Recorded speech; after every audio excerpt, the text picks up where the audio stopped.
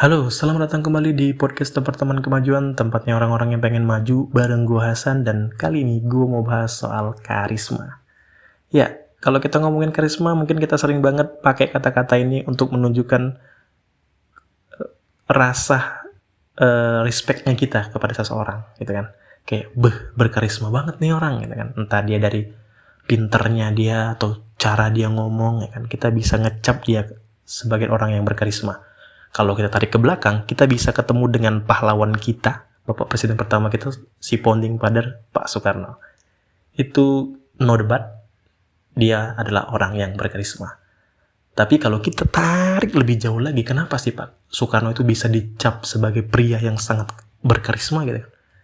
Pertama, itu karena pengetahuannya, dan yang kedua, itu karena gaya bicaranya dan bagaimana rasa empatinya kepada penduduk dan rakyat Indonesia. Ini sejalan juga dengan yang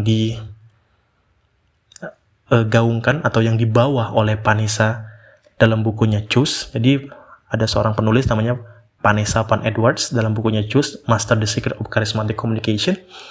Dia bilang sebenarnya memang karisma ini terbentuk dari dua unsur. Yang pertama, keekspertan kita, kepintaran kita, pengetahuan kita, wawasan kita yang luas dalam suatu bidang yang kita geluti. Dan yang kedua adalah rasa empati. Kan di zaman sekarang mungkin banyak kita temui ada orang pintar, hebat, jago, ya kan?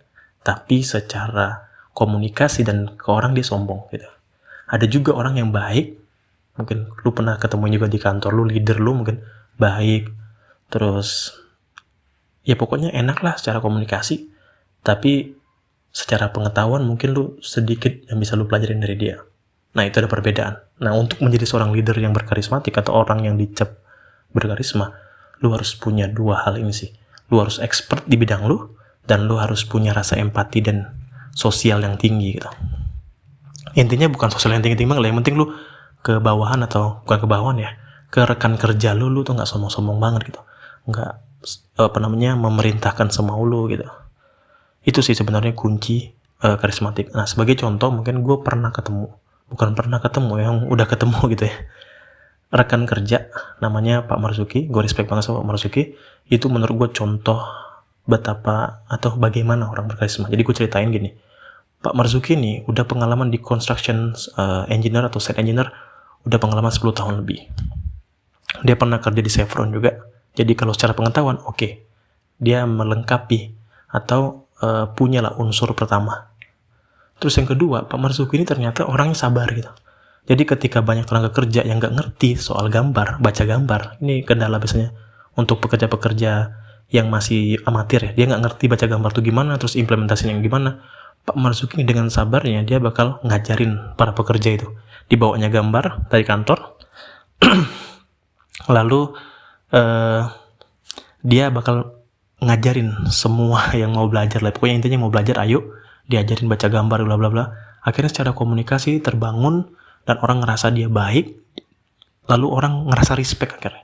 Respectnya kenapa? Itu tadi karena pengetahuannya dalam, terus secara sosial dan empatinya juga tinggi gitu.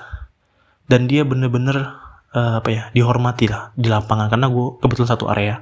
Di areanya besar, tapi kebetulan karena gue junior, gue satu area sama Pak Marzuki. Dan Pak Marzuki itu kalau marah beda dengan yang lain. Gue pun pribadi yang anak ingusan juga ya di dunia construction kemarin, baru 2 tahun 3 tahun, gue kalau marah beneran marah. Tapi Pak Marzuki itu gue pernah sama dia, karena gue selalu ngikut dia.